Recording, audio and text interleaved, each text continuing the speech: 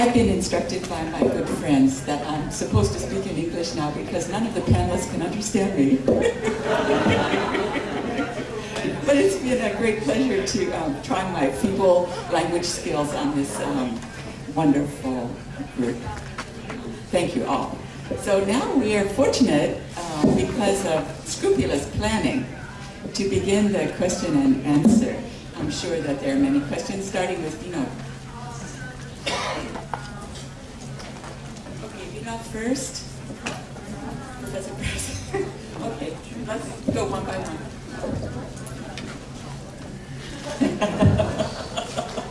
Okay, so two questions. One to Mr. Lee and to whom, and the other to Mamdouh. Mr. Lee, your presentation is all about friendliness and cooperation between Africa and China.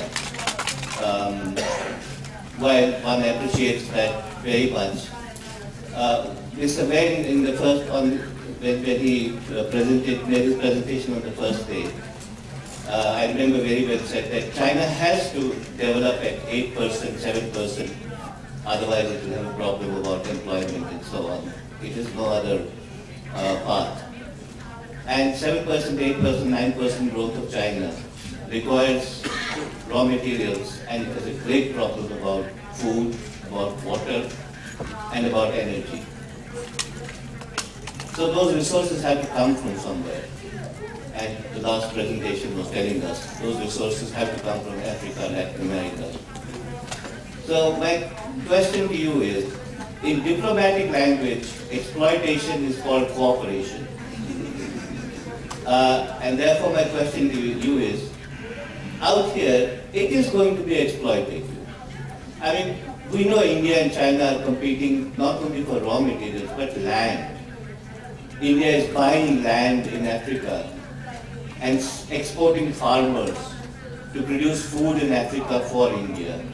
So we've reached a stage of that kind of exploitation, where land is bought in other places for food. So my question is, how can this remain a cooperation between Africa and China? What would make it cooperation? That we want it to be cooperation, but what's your reflection on that?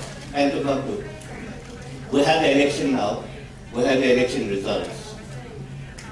As expected, the Muslim Brotherhood and Salafists are in front. What are the possibilities in this combination for more left liberal forces to play an active role? Or are they going to be marginalized?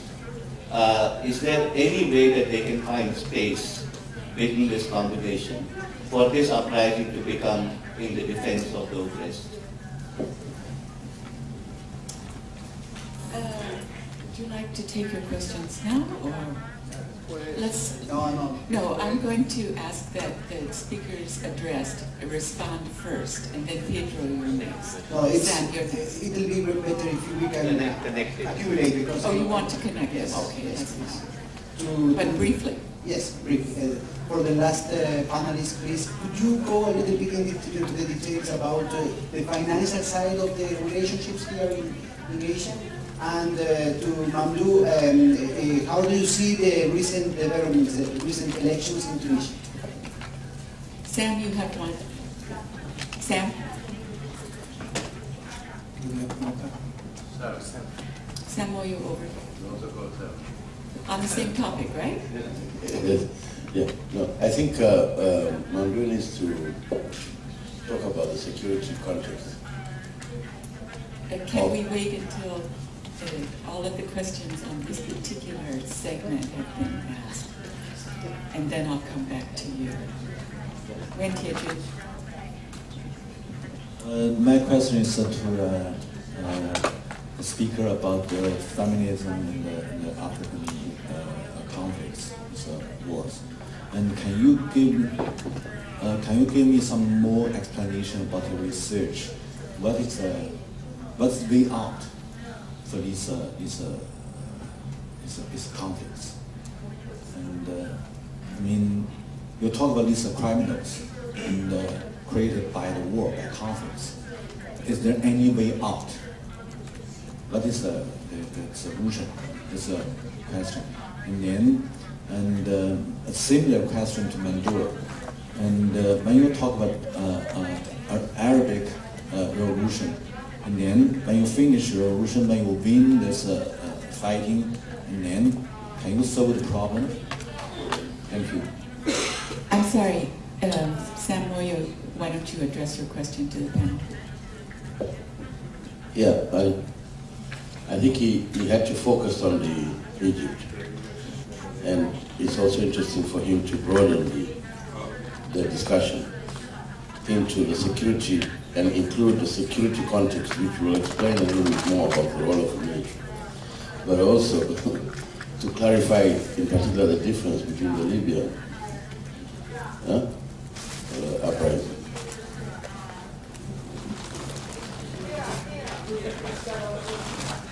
Ariel, you're next. Ariel. Ariel.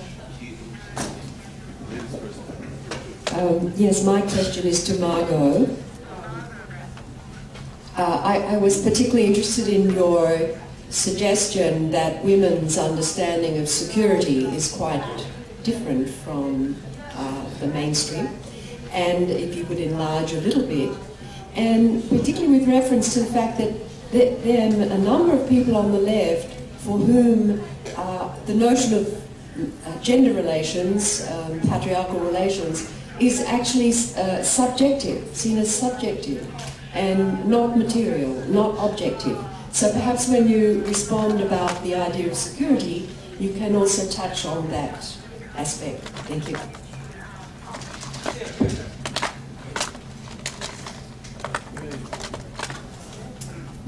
We can take questions for 2 more minutes. Okay. I will speak in Spanish rapidly.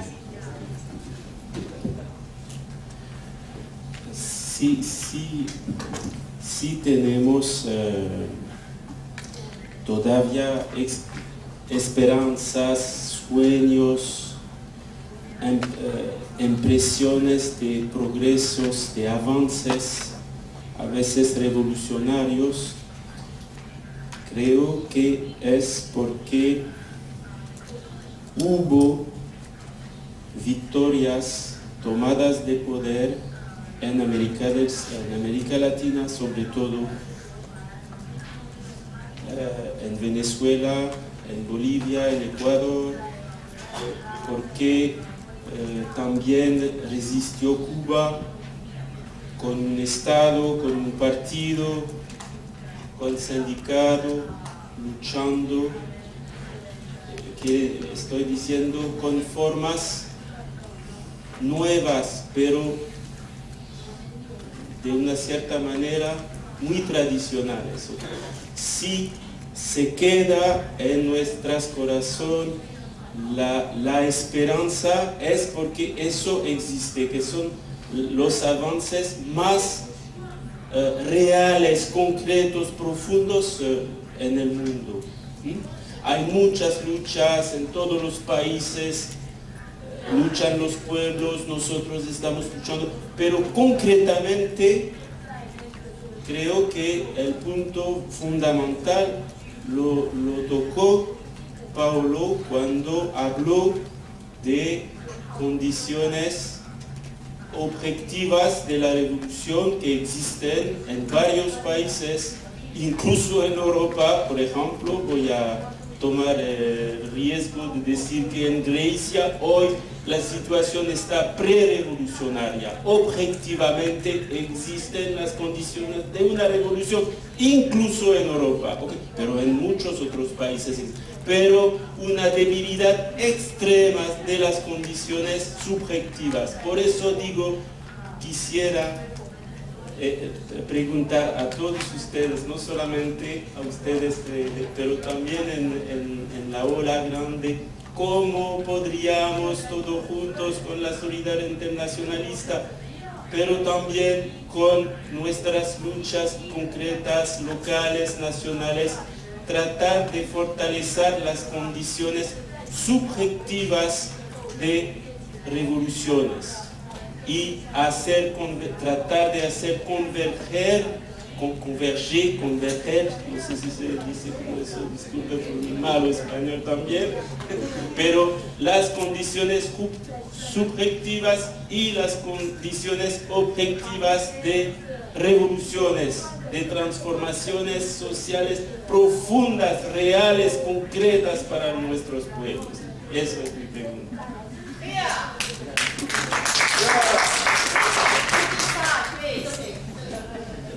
There's a question over here.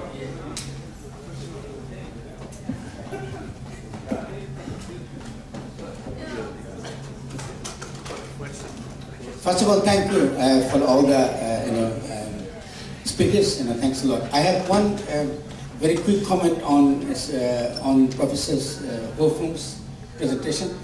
The comment is this: your analysis is mainly state-centric, I call it. I mean, that means depending very much on the Chinese policy.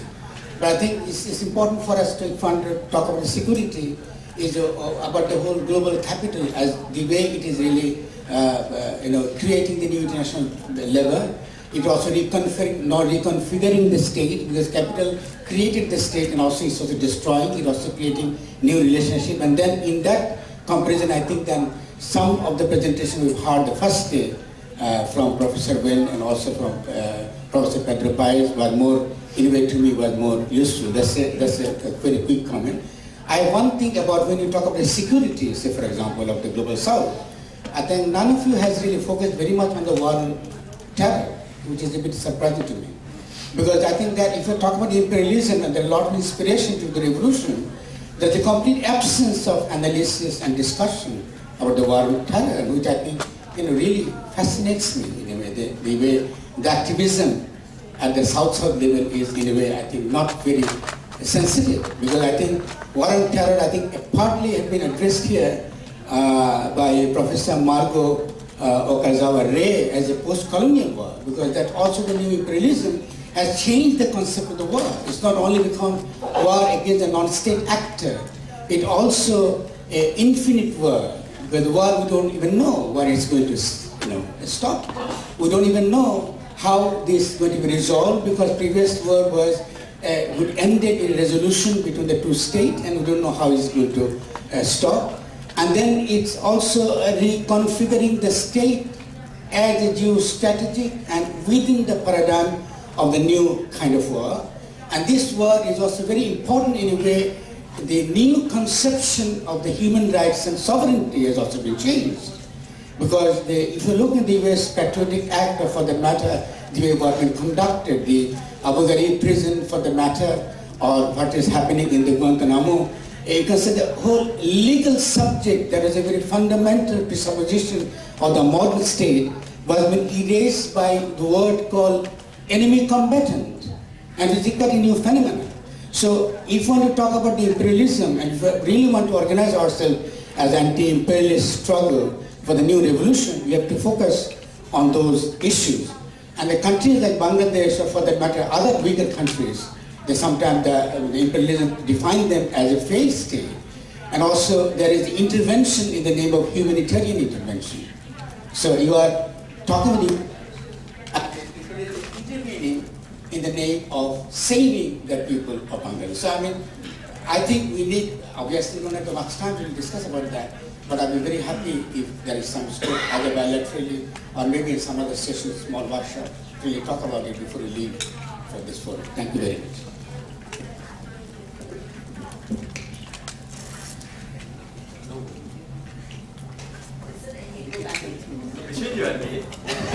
Between you and me, Ernesto. So I would like to pose a question to Paulo, and may Anna help me. Maybe Ernesto could take part into this question too. I would like to ask Paulo to analyze or to talk about the very delicate triangular entanglement between Venezuela, Brazil, and the United States. We know that maybe this is related to another research project, the emerging country. And we know that Venezuela in recent years has actively proposed a lot of regional initiative towards regional development, regional cooperation. And I encourage you to visit our website Ernesto has organized, we thank him very much. He organized a lot of case study, 8 case study for this, to introduce the Venezuela's initiative to promote regional cooperation. I think it's a rare chance to understand Venezuela's effort to promote regional cooperation against the geopolitical dominance by the United States. I think this is a rare chance for us because it will not covered by mainstream media. It will not covered by mainstream academic study. I really encourage you to visit our website to read into Venezuela's case study.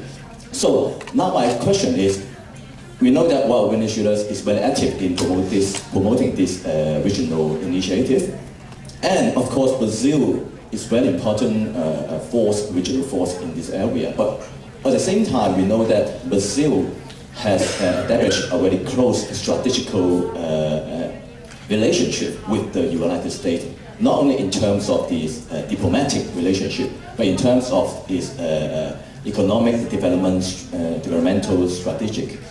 So I would like to ask Paulo how Brazil conceives its very special position between the United States, attempt to dominate the region, and the Venezuelans' effort to try to establish another kind of regional solidarity and regional cooperative.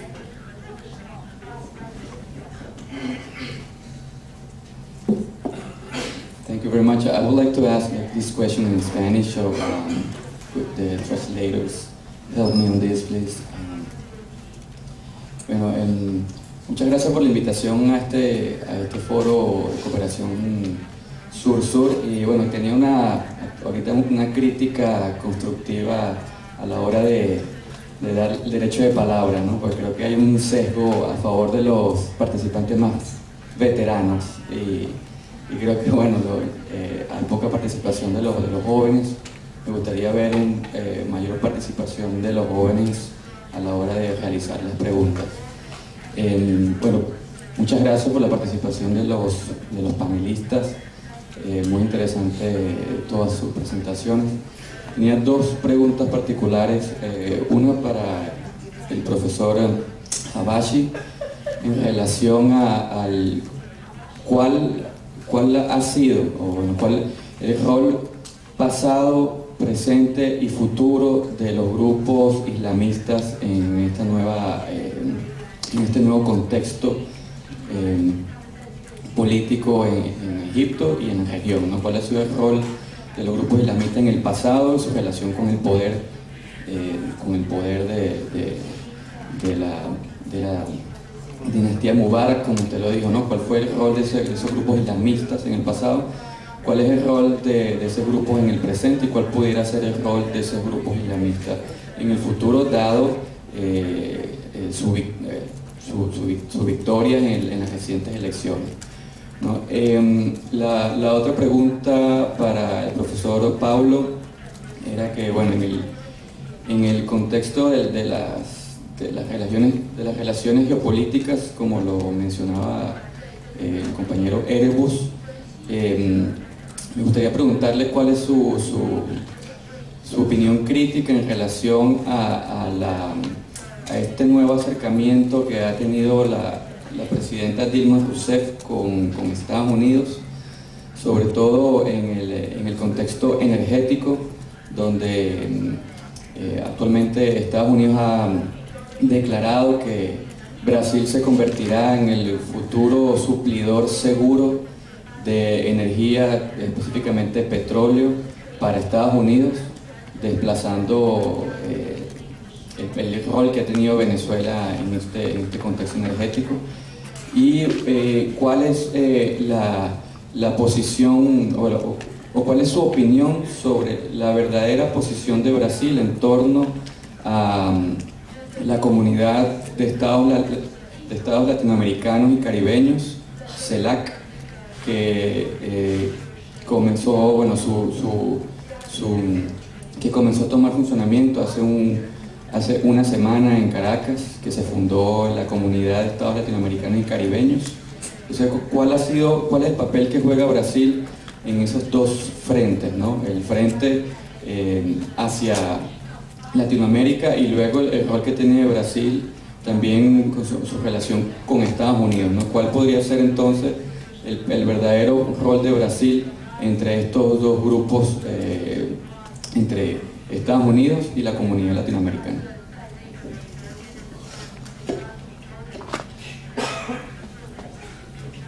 还有没有比较青年的学生还是学者要问问题吗？